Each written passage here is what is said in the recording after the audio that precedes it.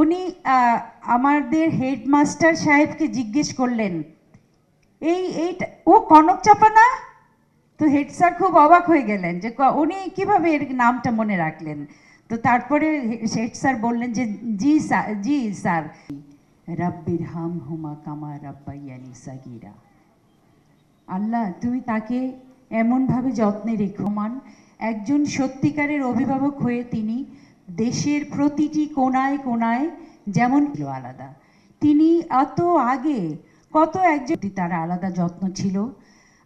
তিনি তৈরি করলেন সেই সময়ে ট্যালেন্ট হান্ট, যাকে বলে এখন যেটা মানে আধুনিকায়নের জন্য যেটা নাম হয়েছে ট্যালেন্ট হান্ট, উনি নাম দিয়েছিলেন নতুন কুড়ি। এবং আমি সেই নতুন কুড়িতে প্রথম অংশগ্রহণ করি ৭৮ সালে। বাচ্চারা তোমরা শুনছো তো? সত্যি সত্যি? হ্যাঁ, আমি চাই কি তোমরা একটু দাঁড়াও তো বাবা। আচ্ছা, তোমাদের তো একটু দাঁড়াতে কোনো কষ্ট নাই না, ছোট মানুষ, তাহলে আমি তোমাদের দেখতে পাচ্ছি। আমি নতুন কুড়িতে যখন প্রথম অংশগ্রহণ করি গানের প্রতিযোগিতা, তখন আমি জেনেছিলাম যে আমাদের শহীদ, তখন তো উনি শহীদ হননি, আমাদের প্রেসিডেন্ট জিয়াউর রহমান সাহেব তৈরি করেছেন নতুন কুড়ি নামের বাচ্চাদের গান, ছবি আঁকা, অনেকগুলো সেক্টর ছিল সেখানে। তো আমি দেশাত্মবোধকে প্রথম হয়েছিলাম, উচ্চাঙ্গ সঙ্গীতে দ্বিতীয় হয়েছিলাম, এবং আমাদের দলীয় সঙ্গীত প্রথম স্থান লাভ করে। তো যাই হোক, খুবই বাবা খুব খুশি হয়ে গেলেন যে মেয়েকে একটা প্রতিযোগিতায় দাঁড় করিয়ে তার শ্রেষ্ঠত্ব প্রমাণের একটা জায়গা পাওয়া গেল। তারপরে হলো জাতীয় শিশু পুরস্কার প্রতিযোগিতা। আমাদের বেবি আপা যেখানে ছেড়েছেন আমি সেখান থেকেই শুরু করেছি। আমি প্রতিযোগী ছিলাম ৭৯, ৮০, ৮১, ৮২, ৮৩। এই 5 বছর আমি জাতীয় পুরস্কারে আমি চ্যাম্পিয়নশিপ লাভ করেছিলাম। সেটাও আসলে শহীদ প্রেসিডেন্ট জিয়াউর রহমান সাহেবের অবদান। কিন্তু তার অনেক আগে, যখন আমি মাত্র 6 বছরের শিশু ছিলাম, তখন নাকি উনি রেডিওতে বললেন যে আচ্ছা, টিভিতে তো বাচ্চাদের দেখা যায়, তো রেডিওর বাচ্চাগুলোকে কিভাবে দেখতে পারি আমি একটু রেডিওতে যে বাচ্চারা গান গায় তাদের দেখতে চাই।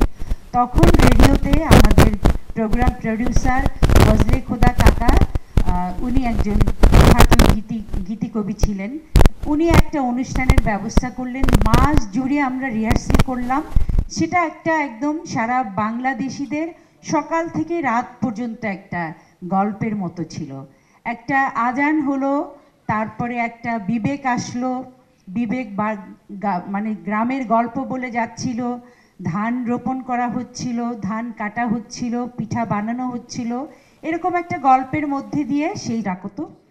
তো আমি গেলাম, কেউ একজন সাথী নিয়ে গেল।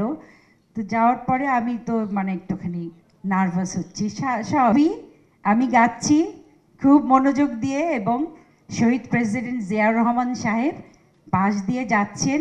তো যেতে যেতে উনি আমাদের হেডমাস্টার সাহেবকে জিজ্ঞেস করলেন, এইটা ও কনক চাপা না?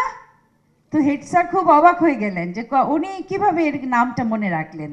তো তারপরে হেড স্যার বললেন যে জি স্যার, প্রেসিডেন্ট সাহেব এত এত ক্ষুদ্র বিষয়ে, এত সূক্ষ্ম বিষয়ে এইভাবে নজর দিতেন, তার মানে তার ভালোবাসাটা কীরকম ছিল, একদম হৃদয়ের গভীর থেকে উচ্চারিত ভালোবাসা। সেই ভালোবাসা আমি বিশ্বাস করি অনেক উপর থেকে, ওই পার থেকেও আমাদের জন্য প্রতিটা সেকেন্ডে সেকেন্ডে ফুলের রেণুর মতো উৎসারিত হয়ে ঝরে। আমরা সেই ভালোবাসা যেন ছুঁতে পারি, ধরে রাখতে পারি, আমরা তার স্বপ্নকে বাস্তবায়ন করব, সেই প্রতিজ্ঞা আমরা করি। বাচ্চারা প্লিজ আমরা একসাথে একটা গান গাই।